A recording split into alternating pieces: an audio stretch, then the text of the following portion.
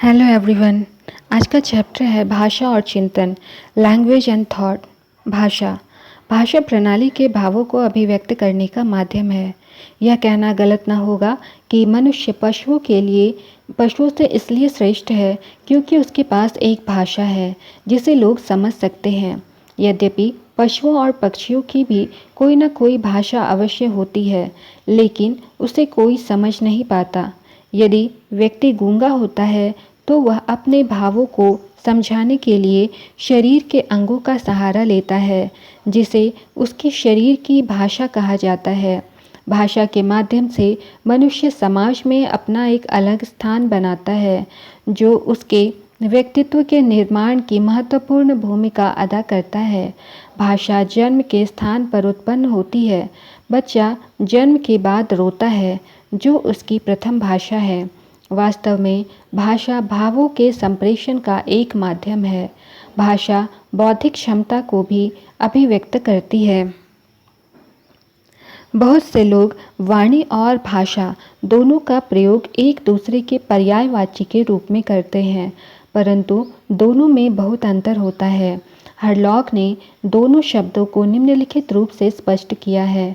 भाषा में संप्रेषण के वे सभी साधन आते हैं जिनमें विचारों और भावों को प्रतीकात्मक बना दिया जाता है, जिससे कि अपने विचारों और भावों को दूसरे से अर्थपूर्ण ढंग से कहा जा सके। वाणी भाषा का एक स्वरूप है जिसमें अर्थ को दूसरों को व्यक्त करने के लिए कुछ ध्वनियाँ या शब्द उच्चारित किए जाते हैं। अतः कहा जा सकता है कि वाणी भाषा का एक विशिष्ट ढंग है। वाणी मनोक्रियात्मक कौशल है। यह केवल मांसपेशियों तथा वाचिक तंत्र में केवल सहायक ही नहीं है, अपितु इसका मानसिक पात है जिसमें अर्थ जुड़ा रहता है। सभी बच्चों की आवाज़ वाणी नहीं है। वाणी वह होती है जिसमें पर्याप्त नियंत्रण होता है। बिना नियंत्रण और अर्थ के बोली गई वाणी को तोता वाणी कहते हैं। वाणी अर्थयुक्त होती है तथा जिस समाज में बोली जाए उसे सभी लोग समझ सकें। इन दोनों कसौटियों का वाणी में होना आवश्यक है। भाषा व्यापक संप्रत्यय है। वाणी भाषा का माध्यम है। भाषा कोई भी हो सकती है, जैसे अंग्रेजी, फ्रेंच, अरबी, फारसी इत्यादि। भाषा अर्थहीन भी हो सकती है, जिसमें संकेत, हाव भाव एवं अन्य बहुत सी चीज़ें आती हैं। पक्षी और पशु की भी एक भाषा है। कहा जाता है कि पशु पक्षियों के पास वाणी नहीं होती है। कहने का तात्पर्य यह है कि वाणी वह मनोक्रियात्मक माध्यम है जिसे उसके अपने समुदाय के लोग समझते हैं और प्रभावित होते हैं। कहा जाता है, वाणी ऐसी बोलिए मन का आपा खोए, औरन को शीतल करे आपहु शीतल होए। अर्थात वाणी में विचार, भाव, मानसिक संचेतना आदि गुण निहित होते हैं जो किसी व्यक्ति और समाज को प्रभावित करते हैं। उदाहरण के लिए कहा जाता है कि स्वर साम्राज्ञी लता मंगेशकर की वाणी कितनी मधुर एवं रससिक्त एवं लावण्यमयी है, लेकिन भाषा तो दूसरी चीज़ है जिसमें विभिन्न प्रकार की बोलियां एवं तरीके आते हैं। भाषा में ही वाणी सन्निहित होती है। आदिम मानव भी अपने विचारों का आदान प्रदान करता था।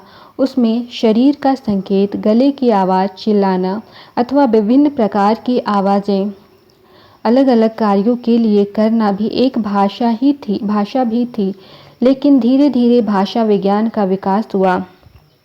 इसे व्यवस्थित, नियम युक्त एवं संगठित किया गया। प्रस्तुत अध्याय में सुविधा के लिए भाषा और वाणी को एक ही अर्थ में प्रयोग किया गया है। भाषा का महत्व, इम्पॉर्टेंस ऑफ लैंग्वेज। भाषा व्यक्तित्व का एक आईना है। जैसा व्यक्ति होता है उसी प्रकार की उसकी भाषा होती है। भाषा से समाज में सम्मान मिलता है और उसी से अपमान, अर्थात भाषा में आकर्षण और विकर्षण दोनों होते हैं। भाषा के महत्व को निम्नलिखित प्रमुख बिंदुओं से स्पष्ट किया जा सकता है।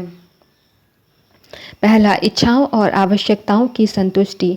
भाषा व्यक्ति को अपनी आवश्यकता, इच्छा, पीड़ा अथवा मनोभाव दूसरे के समक्ष व्यक्त करने की क्षमता प्रदान करती है, जिससे दूसरा व्यक्ति सरलता से उसकी आवश्यकता को समझकर तत्संबंधी समाधान प्रदान करता है। उदाहरण के लिए, एक बालक यदि केवल रोता है, अपने मनोभावों तथा आवश्यकताओं को दूसरे के सामने व्यक्त नहीं कर पाता है, तो माता पिता को उसे समझने में कठिनाई होती है। लेकिन वहीं जब वह अपनी ज़ुबान से बोलकर दूध या भोजन की मांग करता है, तो तुरंत उसकी पूर्ति हो जाती है और उसे संतुष्टि मिलती है। ध्यान खींचने के लिए सभी बालक चाहते हैं कि उनकी ओर लोग ध्यान दें, इसलिए वे अभिभावकों से प्रश्न पूछकर, कोई समस्या प्रस्तुत करके तथा विभिन्न तरीकों का प्रयोग कर उनका ध्यान अपनी ओर खींचते हैं। जो बच्चे चुप रहते हैं या बोलते नहीं हैं, उनकी कभी कभी उपेक्षा हो जाती है। तीसरा, सामाजिक संबंध के लिए महत्व। वाणी से अपने भावों को बालक समाज में अभिव्यक्त करता है, जिससे विचारों, भावों को लोग समझते हैं। इससे समाज के बीच आपसी तालमेल विकसित होता है। जो बच्चे खुलकर अपने विचारों, भावों को दूसरों के सामने रखते हैं, उसे समाज में सबसे अधिक स्वीकृति मिलती है।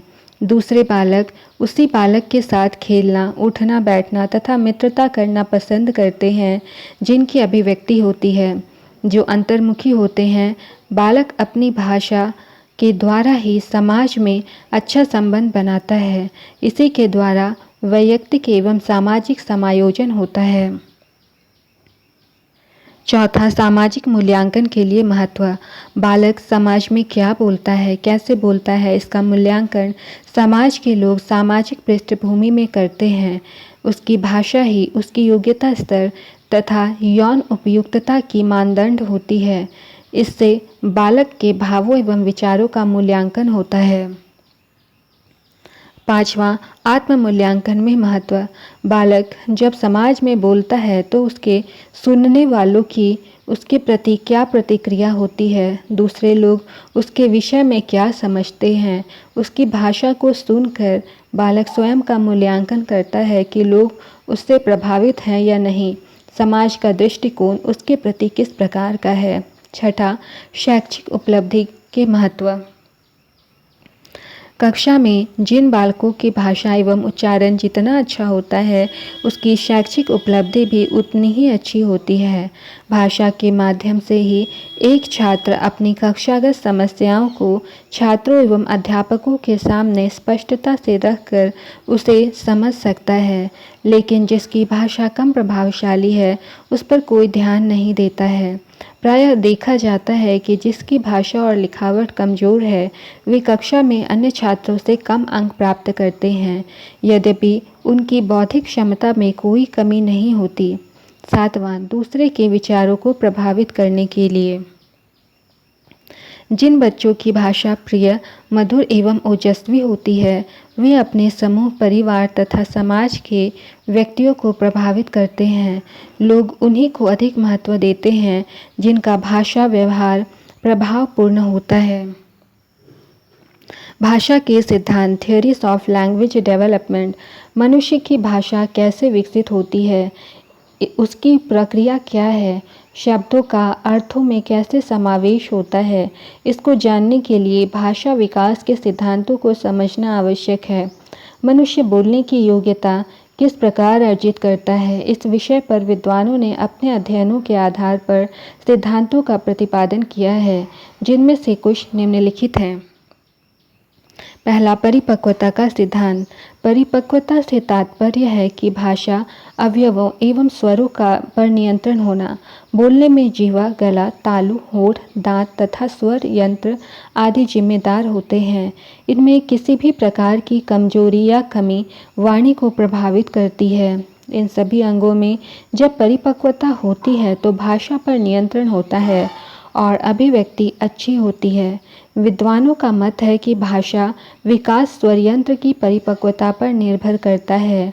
जिनकी स्वरयंत्र में परिपक्वता नहीं होती है, वे शब्दों का उच्चारण नहीं कर पाते हैं। गूंगे व्यक्तियों में स्वर यंत्रों का विकास नहीं होता, इसलिए इनमें बोलने की क्षमता नहीं होती। दूसरा, अनुबंधन का सिद्धांत। भाषा विकास में अनुबंधन या साहचर्य का बहुत योगदान है। शैशवावस्था में जब बच्चे शब्द सीखते हैं तो सीखना अमूर्त नहीं होता है, वरन किसी मूर्त वस्तु से जोड़कर उन्हें शब्दों की जानकारी दी जाती है। उदाहरण के लिए कलम कहने के साथ उन्हें कलम दिखाया जाता है। पानी या दूध कहने पर उन्हें पानी या दूध दिखाया जाता है। चाचा या ताऊ को संकेत के सहारे प्रत्यक्ष रूप से बताया जाता है।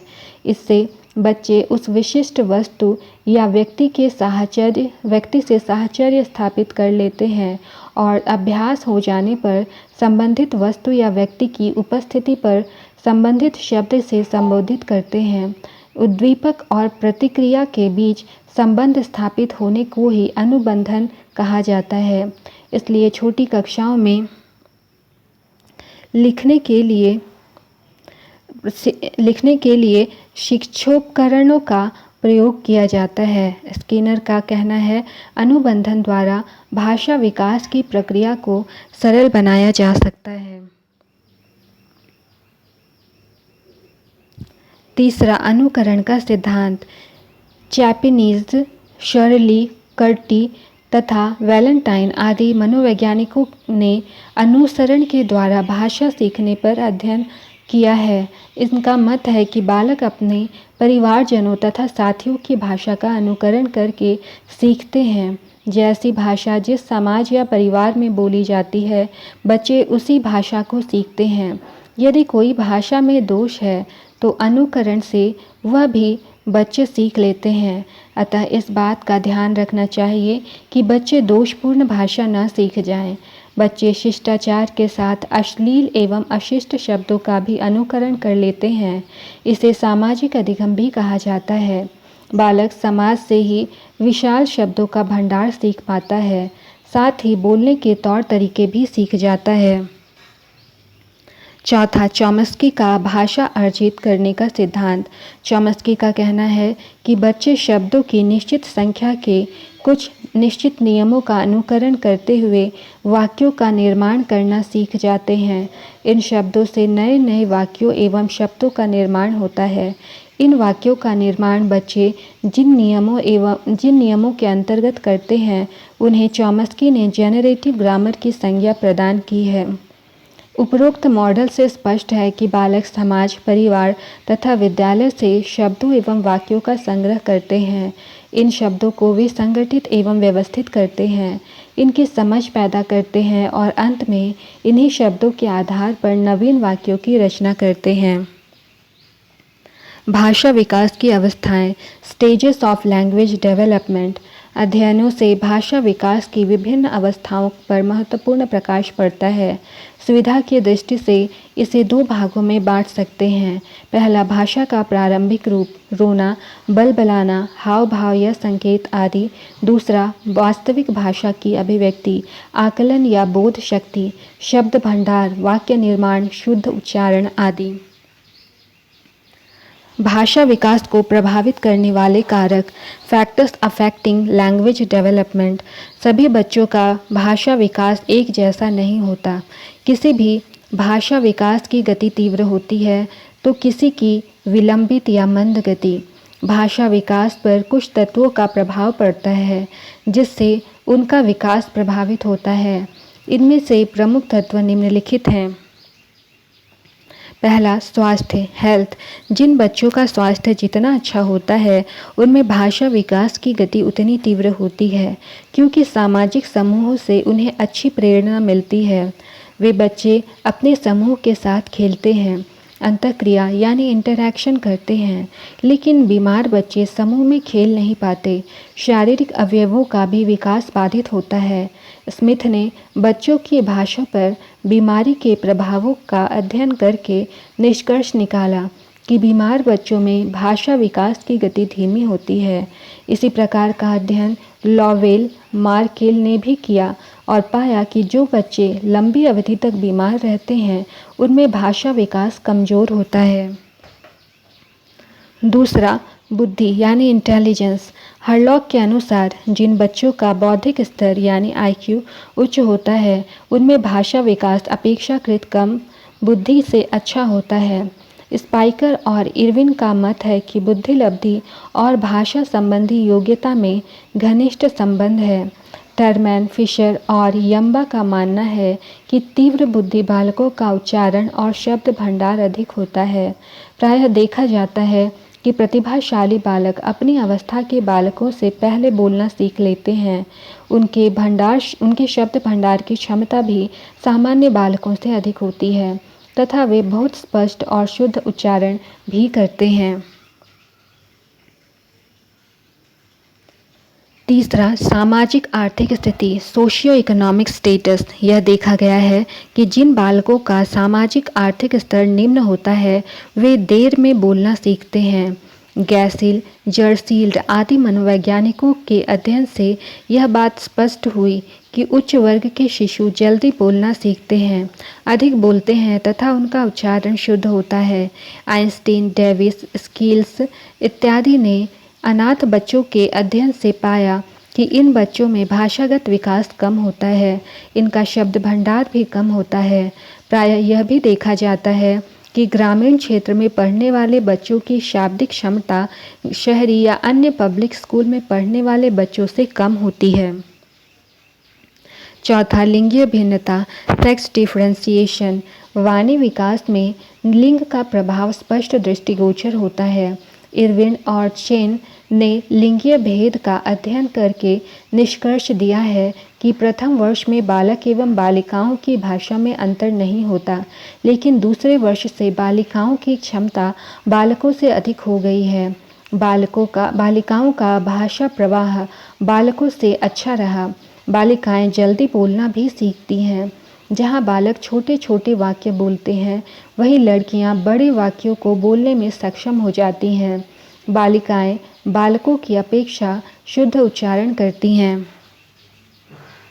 परिवार का आकार फैमिली साइज।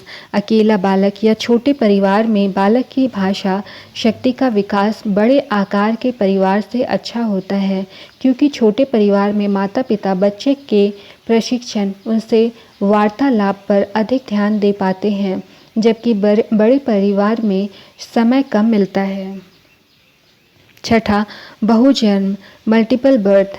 कुछ ऐसे अध्ययन हुए हैं जिनसे प्रमाणित होता है कि यदि एक साथ अधिक संतानें उत्पन्न होती हैं तो उनमें भाषा विकास विलंब से होता है। इसका कारण है कि बच्चे एक दूसरे का अनुकरण करते हैं और दोनों ही अपरिपक्व होते हैं। उन्हें उपयुक्त प्रतिमान मिल नहीं पाता। उदाहरण के लिए, यदि एक बच्चा गलत उच्चारण करता है तो उसी की नकल करके दूसरा भी वैसा ही उच्चारण करेगा। सातवां, द्विभाषावाद बायलिंगुअलिज्म। यदि भाषी परिवार है, उदाहरण के लिए यदि पिता हिंदी बोलने वाले और माँ शुद्ध अंग्रेजी बोलने वाली हो, तो ऐसे में बच्चों का भाषा विकास प्रभावित होता है। वे भ्रमित हो जाते हैं कि कौन सी भाषा सीखें। आजकल देखा जा रहा है कि बच्चों की भाषा क्षमता क्षीण हो रही है। उसका बड़ा ही स्पष्ट कारण है हिंदी भाषी परिवार से उत्पन्न हुए बच्चों का 3 वर्ष की आयु में अंग्रेजी स्कूलों में प्रवेश करा दिया जाता है, जहां अंग्रेजी के अतिरिक्त दूसरी भाषा बोली ही नहीं जाती, और जैसे ही बालक स्कूल से घर में कदम रखता है वहां हिंदी और भोजपुरी के अतिरिक्त अंग्रेजी की पृष्ठभूमि ही नहीं है। ऐसी स्थिति में बालक कौन सी भाषा सीखे, यह उसके सामने दुविधा होती है। अंग्रेजी भाषा का विकास हिंदी पृष्ठभूमि में नहीं हो सकता, अतः भाषा विकास अवरुद्ध हो जाता है या इसमें अपेक्षित सफलता नहीं मिलती। 8वां, परिपक्वता मैचुरेशन। आवश्यक परिपक्वता के अभाव में भाषा का विकास प्रभावित होता है। हरलॉक का कहना है कि भाषा का प्रशिक्षण देते समय इस बात का ध्यान रखना चाहिए कि बच्चों में आवश्यक परिपक्वता आ चुकी है या नहीं।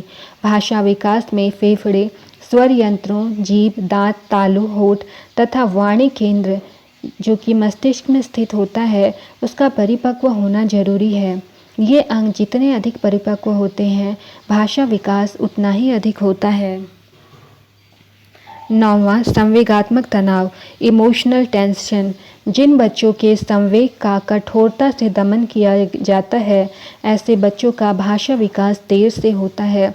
उदाहरण के लिए, यदि एक वर्ग के शिशु को सौतेली माँ कटु या कठोर स्वभाव की मिल जाए और बात बात पर उसे झिड़कना, डांटना, पीटना तथा उपेक्षित करती रहे, तो बालक का भाषा विकास प्रभावित हो जाता है। वह देर में बोलता है तथा स्पष्ट नहीं बोल पाता। 10वां, व्यक्तित्व, पर्सनालिटी।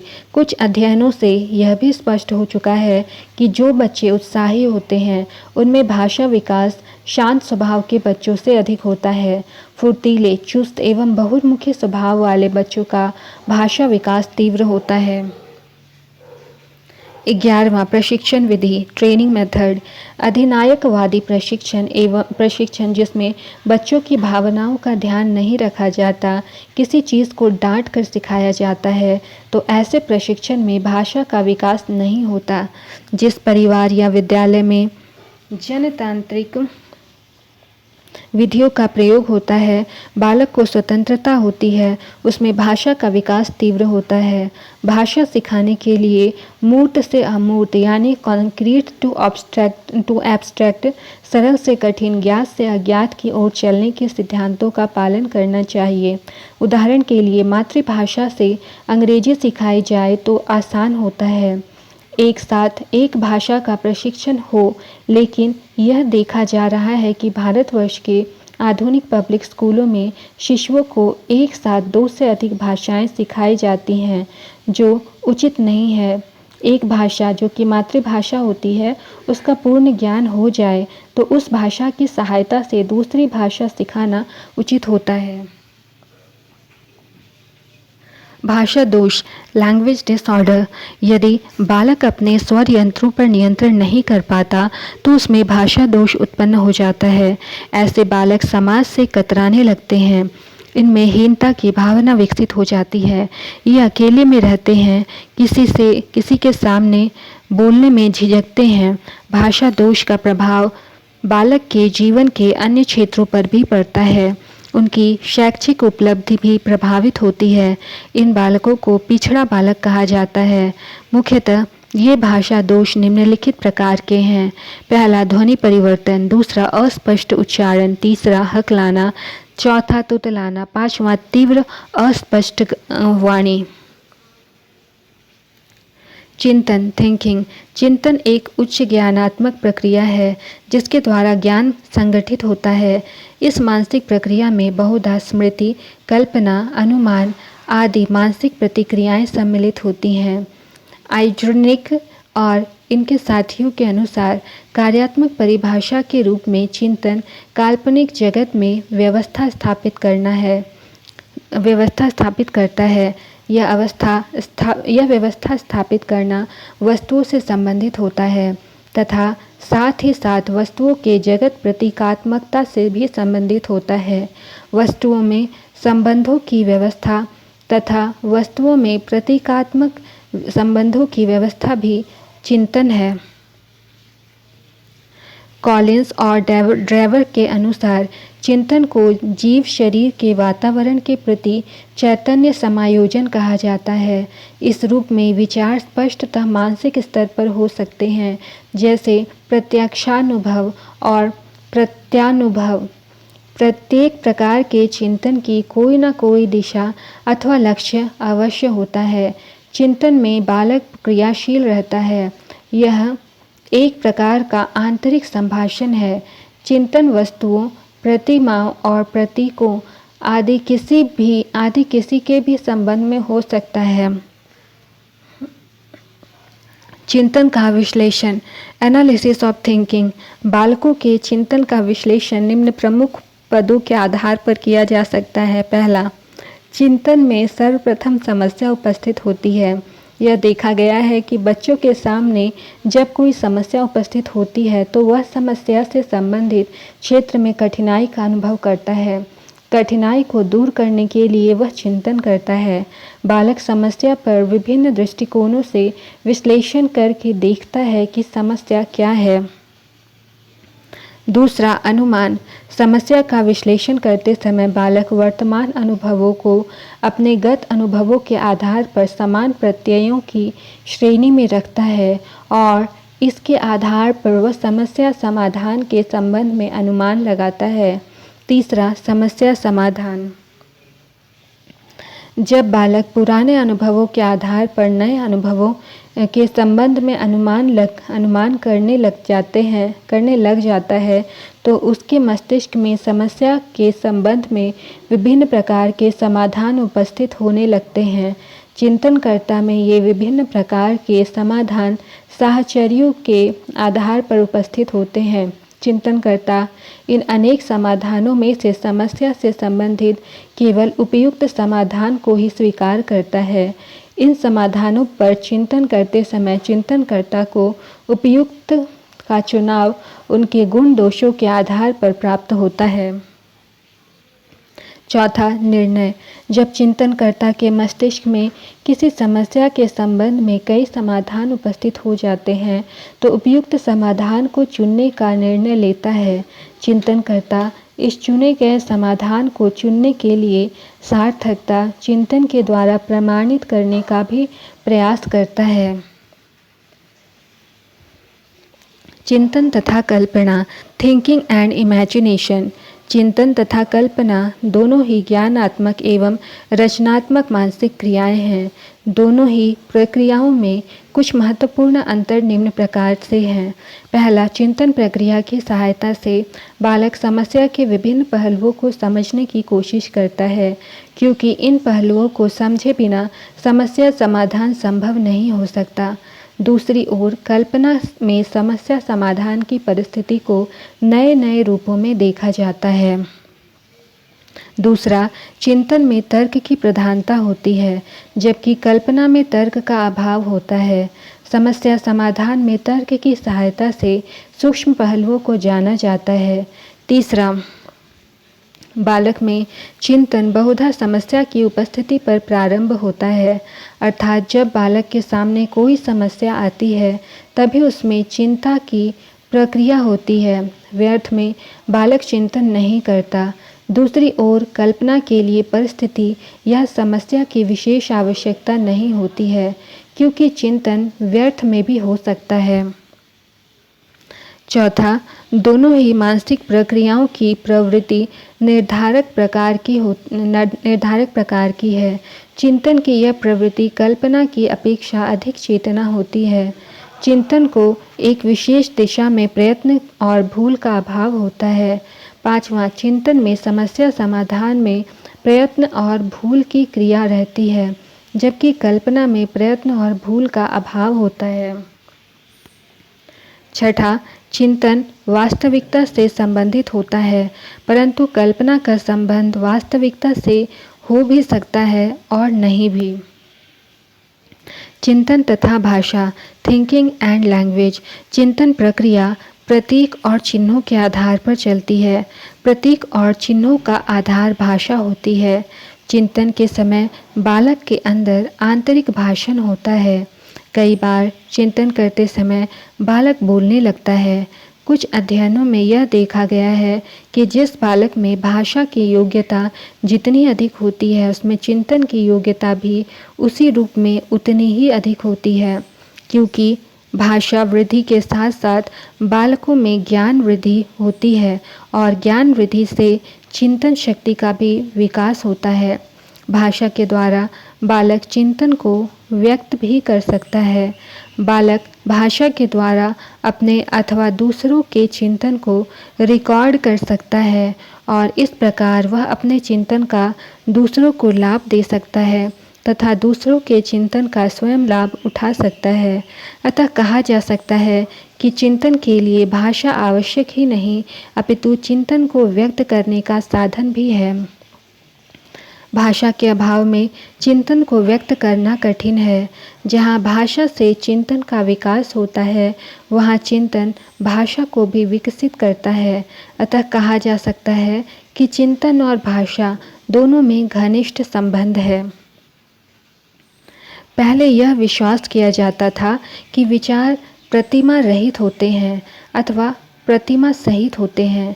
कुछ मनोवैज्ञानिक यह मानते थे कि विचार प्रतिमा रहित होते हैं और कुछ यह मानते थे कि विचार प्रतिमा सहित होते हैं। परंतु आज यह माना जाता है कि विचार दोनों प्रकार के होते हैं, प्रतिमा रहित भी और प्रतिमा सहित भी। चिंतन के लिए यद्यपि भाषा बहुत आवश्यक है, परंतु भाषा के बिना भी चिंतन संभव है, क्योंकि व्यक्ति उन वस्तुओं के संबंध में भी चिंतन करते क्योंकि व्यक्ति को उन वस्तुओं के संबंध में भी चिंतन करते देखा गया है कि जिनका वह नाम तक भी नहीं जानता। कभी कभी चिंतन को स्पष्ट करने के लिए भाषा पर्याप्त नहीं होती है। इस अवस्था में चिंतन को चित्रों और मॉडल के द्वारा व्यक्त किया जाता है। बाल चिंतन के प्रकार, kinds of thinking of children. बालकों में चिंतन के मुख्यतः 4 प्रकार हैं, जिनका संक्षिप्त विवरण निम्न प्रकार से है। पहला, प्रत्यक्षात्मक चिंतन। यह वह चिंतन है जो वस्तुओं और परिस्थितियों के प्रत्यक्षीकरण से संबंधित होता है। बालक अपने चारों ओर भौतिक और मनोवैज्ञानिक वातावरण में जिन वस्तुओं और परिस्थितियों को देखता है या प्रत्यक्षीकरण करता है, उसके संबंध में जो चिंतन होता है वह प्रत्यक्षात्मक चिंतन कहलाता है। दूसरा, कल्पनात्मक चिंतन। जब उद्दीपन, वस्तु या पदार्थ उपस्थित नहीं होता है तब उसकी कल्पना की जाती है। इसके अभाव में इसकी मानसिक प्रतिमा बनाकर इन प्रतिमाओं से संबंधित चिंतन कल्पनात्मक चिंतन कहलाता है। तीसरा, प्रत्यात्मक चिंतन। यह अपेक्षाकृत अधिक उच्च प्रकार का चिंतन है। इसकी बालकों में तभी अभिव्यक्ति होती है जब बालकों में प्रत्ययों का निर्माण प्रारंभ होता है। एक बालक में जितने ही अधिक प्रत्यय निर्मित होते हैं, उसमें उतना ही अधिक प्रत्यात्मक चिंतन पाया जाता है। इस प्रकार के चिंतन को विचारात्मक चिंतन भी कहते हैं। स्थान, आकार, भार, समय, दूरी और संख्या आदि संबंधी प्रत्यय बालकों में प्रारंभिक आयु स्तर पर ही बन जाते हैं। इन प्रत्ययों के संबंध में चिंतन भी प्रत्ययात्मक चिंतन कहलाता है। चौथा, तार्किक चिंतन। यह अपेक्षाकृत सर्वाधिक उच्च प्रकार का चिंतन है।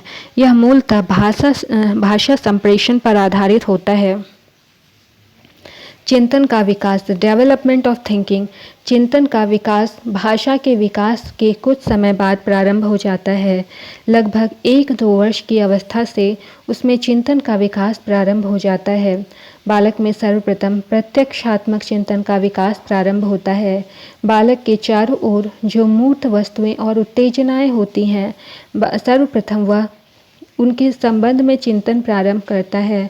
उदाहरण के लिए मेज, कुर्सी, खिलौने तथा परिवार के सदस्यों आदि के संबंध में वह सर्वप्रथम चिंतन प्रारंभ करता है। पियाजे का विचार है कि लगभग 7 वर्ष की अवस्था तक बालक की प्रवृत्ति आत्मकेंद्रित प्रकार की होती है। अतः बालक अपने स्वयं के संबंध में ही चिंतन अधिक करता है। उसमें इस अवस्था के चिंतन में तार्किकता का अभाव होता है। लगभग 5-6 वर्ष की अवस्था से बालक में कल्पनात्मक चिंतन यानी इमेजिनेटिव थिंकिंग तथा प्रत्यात्मक चिंतन यानी कॉन्सेप्चुअल थिंकिंग प्रारंभ हो जाती है। वुडवर्थ ने इन दोनों प्रकार के चिंतनों को विचारात्मक चिंतन कहा है। बालक में इस अवस्था में प्रतीकों के माध्यम से भी चिंतन का अभाव होता है। लगभग 7 वर्ष की अवस्था तक बालकों के चिंतन में तार्किकता का अभाव होता है। उनके चिंतन का स्तर भी निम्न कोटि का होता है। 7 वर्ष की अवस्था से लगभग 15 वर्ष की अवस्था तक चिंतन का विकास तीव्र गति से होता है। आयु बढ़ने के साथ साथ चिंतन में तर्क की प्रधानता भी बढ़ती जाती है। पियाजे के अनुसार 3 से 7 वर्ष की अवस्था के बालकों के चिंतन में कुछ प्रमुख विशेषताएं निम्न प्रकार से पाई जाती हैं। पहला, इस अवस्था के बालकों में चिंतन का स्तर निम्न होता है। बहुधा वे दैनिक जीवन से संबंधित बातों पर ही चिंतन करते हैं। दूसरा, उनके चिंतन में तार्किक संगति का अभाव पाया जाता है। इस आयु के बालकों में कार्य कारण संबंध नहीं दिखाई देता। तीसरा, एक ही घटना के आधार पर सामान्यीकरण करना, अर्थात इस आयु के बालक एक घटना के आधार पर ही निष्कर्ष निकालते हैं, वह पूर्ण घटनाओं अनुभवों का लाभ नहीं उठा पाते। चौथा, आत्म केंद्रित प्रवृत्ति। इस आयु वर्ग के बालकों का चिंतन आत्म केंद्रित प्रकार का होता है, अर्थात उनके चिंतन का विषय अपने ही संबंध में होता है। पांचवा, इस आयु वर्ग का बालक अपने वातावरण के चारों ओर स्थित वस्तुओं को, चाहे वह सजीव हो या निर्जीव, सभी को चेतनमय या सजीव समझता रहता है, अर्थात उसके चिंतन में जीववाद पाया जाता है। क्रो और क्रो के अनुसार चिंतन की योग्यता सफल जीवन के लिए आवश्यक है। अतः संरक्षकों और शिक्षकों को चाहिए कि बालकों में इस योग्यता के विकास पर ध्यान दें। चिंतन योग्यता के विकास में निम्नलिखित उपाय सहायक हैं। पहला, बालकों को चिंतन के लिए प्रोत्साहित और प्रेरित करना चाहिए। बालकों के भाषा ज्ञान को उच्च करने के उपाय करने चाहिए, जिससे वह समय समय पर अपने विचारों को अभिव्यक्त कर सकें। दूसरा, बालकों की रुचियों के विकास पर ध्यान देना चाहिए। रुचियों के अभाव में चिंतन योग्यता कठिनाई से विकसित हो पाती है। तीसरा, बालकों को उसकी आयु के अनुसार समय समय पर ऐसे कार्य सौंपे जाने चाहिए जिससे उसमें उत्तरदायित्व की भावना का विकास हो सके और उत्तरदायित्व के निर्वहन हेतु चिंतन के लिए प्रेरित हो सके। चौथा, बालकों को उनकी आयु के अनुसार समस्या समाधान करना भी माता पिता और शिक्षकों को सिखलाना चाहिए, क्योंकि समस्या समाधान के द्वारा भी चिंतन विकसित होता है। पांचवा, शिक्षकों और माता पिता को बालकों को नवीन बातों की समय समय पर, अर्थात उनकी आयु अनुसार जानकारी देनी चाहिए, जिससे उनमें चिंतन का विकास सुचारू रूप से चल सके। छठा, तर्क और वाद विवाद की भी चिंतन योग्यता के विकास में महत्वपूर्ण भूमिका है, इनको भी सिखाने के अवसर देने चाहिए। सातवां, बालकों को ऐसा उद्दीपकपूर्ण वातावरण समय समय पर उपलब्ध कराना चाहिए जिससे वे चिंतन के महत्व को समझें और योग्यता को बढ़ाने के लिए प्रदत्त वातावरण का लाभ ले सकें। कुछ अभ्यास प्रश्न हैं। पहला प्रश्न है, किसी बच्चे में पूर्व माध्यमिक स्तर पर प्रक्रिया को सरल बनाने का सर्वोत्तम साधन है। पहला, अनुबंधन। दूसरा, उसके सहपाठी। तीसरा, भाषा का माध्यम। चौथा, उपरोक्त में से कोई नहीं। ऑप्शन नंबर 1 करेक्ट है, अनुबंधन। दूसरा प्रश्न है, किसी बच्चे के भाषा विकास को प्रभावित करने वाला कारक नहीं है। ऑप्शन 1 सामाजिक आर्थिक स्थिति, ऑप्शन 2 द्विभाषावाद, ऑप्शन 3 अच्छा स्वास्थ्य, ऑप्शन 4 बुद्धि। ऑप्शन नंबर 3 करेक्ट होगा, अच्छा स्वास्थ्य। क्वेश्चन नंबर 3, अनुकरण दूसरे व्यक्ति के बाह्य व्यवहार की नकल है। यह कथन किसका है? Option 1 Raeburn, option 2 Dumville, option 3 Ross, option 4 McDougall. तो ऑप्शन 1 करेक्ट है, रेबर्न। चौथा प्रश्न है, निम्न में से क्या किसी बच्चे के भाषा विकास का प्रारंभिक रूप नहीं है? ऑप्शन 1 रोना, ऑप्शन 2 आकलन, ऑप्शन 3 हाव भाव, ऑप्शन 4 बलबलाना। तो ऑप्शन नंबर 2 करेक्ट है, आकलन। क्वेश्चन नंबर 5, यदि आपकी कक्षा में एक छात्र भाषा दोष युक्त है तो आप किसी सामान्य छात्र की तुलना में उसमें क्या पाएंगे? ऑप्शन 1 उस छात्र का अपने स्वर यंत्रों पर नियंत्रण नहीं है। ऑप्शन 2 वह कक्षा में अन्य छात्रों की तुलना में अधिक बोलता है। ऑप्शन 3 भाषा दोष के कारण वह अधिक शैक्षिक उपलब्धियां हासिल करता है। ऑप्शन 4 वह कक्षा में किसी अन्य छात्र से पिछड़ा नहीं है। तो ऑप्शन 1 करेक्ट है, उस छात्र का अपने स्वर यंत्रों पर नियंत्रण नहीं है। छठा प्रश्न है, आकलन को उपयोगी और रोचक प्रक्रिया बनाने के लिए एक शिक्षक को निम्न में से किसके प्रति सचेत रहना चाहिए? ऑप्शन 1, अलग अलग छात्रों की तुलना करने से। ऑप्शन 2, छात्रों को बुद्धिमान या औसत छात्र की उपाधि देने से। ऑप्शन 3, शैक्षिक और सह शैक्षिक क्षेत्रों में छात्रों के सीखने के बारे में जानकारी प्राप्त करने के लिए विविध तरीकों का प्रयोग करने से। ऑप्शन 4, फीडबैक देने के लिए तकनीकी भाषाओं का प्रयोग करने से। तो ऑप्शन 3 करेक्ट है, शैक्षिक और सह शैक्षिक क्षेत्रों में छात्रों के सीखने के बारे में जानकारी प्राप्त करने के लिए विविध तरीकों का प्रयोग करने से। 7वां प्रश्न है, शिक्षण को सुचारू रूप से चलाने के लिए एक शिक्षक को अधिक से अधिक प्रश्न पूछने चाहिए, क्योंकि इससे ऑप्शन नंबर 1, कक्षा का अनुशासन बना रहता है। ऑप्शन 2, छात्रों को यह पद्धति पसंद नहीं होती है। ऑप्शन 3, छात्रों को अभिव्यक्ति का अवसर मिलता है। ऑप्शन 4, शिक्षक को अभिव्यक्ति का अवसर मिलता है। तो ऑप्शन 3 करेक्ट है, छात्रों को अभिव्यक्ति का अवसर मिलता है। क्वेश्चन नंबर 8, मीरा का अपनी सहेलियों में वैयक्तिक एवं सामाजिक समायोजन सबसे श्रेष्ठ है। आपके अनुसार इसका कारण क्या हो सकता है? ऑप्शन 1, मीरा बहुत अमीर घर से संबंध रखती है। ऑप्शन 2, मीरा की माँ विद्यालय की प्रधानाचार्य हैं। ऑप्शन 3, मीरा पढ़ने में बहुत होशियार है। ऑप्शन 4, मीरा की भाषा बहुत आकर्षक है। तो ऑप्शन नंबर 4 करेक्ट है, मीरा की भाषा बहुत आकर्षक है। क्वेश्चन नंबर 9, आप अपनी कक्षा के बच्चों के भावों और विचारों का मूल्यांकन करना चाहते हैं तो आपके लिए सर्वोत्तम साधन होगा। ऑप्शन 1, बच्चों के शारीरिक विकास की तुलना करना। ऑप्शन 2, बच्चों के भाषा विकास की जानकारी प्राप्त करना। ऑप्शन 3, अपने विषय में बच्चों की ज्ञानात्मक जांच करना। ऑप्शन 4, बच्चों के अभिभावकों की शैक्षिक योग्यता की जांच करना। तो ऑप्शन 2 करेक्ट है, बच्चों के भाषा विकास की जानकारी प्राप्त करना। क्वेश्चन नंबर 10, बुद्धि लब्धि और भाषा संबंधी योग्यता में घनिष्ठ संबंध होता है, यह विचार किसका है? ऑप्शन 1, लॉवेल तथा मार्केल। ऑप्शन 2, स्पाइकर तथा इरविन। ऑप्शन 3, फिशर तथा यम्बा। ऑप्शन 4, टर्मैन। तो यहाँ पर ऑप्शन नंबर 2 करेक्ट होगा, स्पाइकर तथा इरविन। क्वेश्चन नंबर 11, निम्नलिखित में से क्या भाषा दोष नहीं है? ऑप्शन नंबर 1, ध्वनि में अशुद्ध उच्चारण होना। ऑप्शन 2, ध्वनि का अत्यंत तीव्र होना। ऑप्शन 3, ध्वनि के प्रतिस्थापन का न होना। ऑप्शन 4, ध्वनि में पुनरावृत्ति होना। तो यहाँ पर ऑप्शन नंबर 3 करेक्ट है, ध्वनि के प्रतिस्थापन का न होना। क्वेश्चन नंबर 12, आपकी कक्षा का एक छात्र रमेश हमेशा आपके साथ तर्क करता है, तो आपकी राय रमेश के विषय में क्या होगी? ऑप्शन 1, रमेश कक्षा में सबसे अधिक बोलने वाला छात्र है। ऑप्शन 2, रमेश एक कल्पनाशील छात्र है।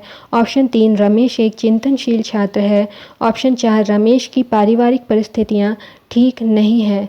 तो यहाँ पर ऑप्शन नंबर 3 करेक्ट है, रमेश एक चिंतनशील छात्र है। क्वेश्चन नंबर 13 में आते हैं, चिंतन की दृष्टि से किसी बच्चे में सर्वश्रेष्ठ चिंतन है? ऑप्शन 1, कल्पनात्मक चिंतन। ऑप्शन 2, प्रत्यक्षात्मक चिंतन। ऑप्शन 3, प्रत्ययात्मक चिंतन। ऑप्शन 4, तार्किक चिंतन। तो ऑप्शन 4 करेक्ट है, तार्किक चिंतन। क्वेश्चन नंबर 14, पियाजे के अनुसार किसी बालक में तार्किकता का अभाव किस आयु तक होता है? ऑप्शन 1, 7 वर्ष। ऑप्शन 2, 10 वर्ष। ऑप्शन 3, 12 वर्ष। ऑप्शन 4, 14 वर्ष। तो यहाँ पर ऑप्शन 1 करेक्ट है, 7 वर्ष। क्वेश्चन नंबर 15, किसी बच्चे के चिंतन में आयु के बढ़ने के साथ साथ किसकी प्रधानता बढ़ती है? ऑप्शन 1, तर्क की। ऑप्शन 2, सामान्यीकरण की। ऑप्शन 3, आत्म केंद्रीकरण की। ऑप्शन 4, जीववाद की। तो ऑप्शन 1 करेक्ट है, तर्क की। क्वेश्चन नंबर 16, किसी बच्चे में चिंतन का प्रमुख कारण क्या है? ऑप्शन 1, समस्या समाधान हेतु। ऑप्शन 2, निर्णय लेने की भावना। ऑप्शन 3, वातावरण के प्रति चैतन्य समायोजन करने हेतु। ऑप्शन 4, उपरोक्त सभी। तो ऑप्शन 4 करेक्ट है, उपरोक्त सभी। क्वेश्चन नंबर 17, जन्म के बाद किसी बालक के चिंतन का विकास कब प्रारंभ होता है? ऑप्शन 1, 2 वर्ष के आयु के बाद। ऑप्शन 2, 5 वर्ष की आयु के बाद। ऑप्शन 3, 7 वर्ष की आयु के बाद। ऑप्शन 4, 15 वर्ष की आयु के बाद। तो ऑप्शन नंबर 1 करेक्ट है, 2 वर्ष की आयु के बाद। क्वेश्चन नंबर 18, किसी बालक में चिंतन की योग्यता उसके सफल जीवन का मूल आधार है। यह कथन किसका है? ऑप्शन 1 जीन पियाजे, ऑप्शन 2 क्रो और crow, option 3 Hurlock, option 4 Skinner.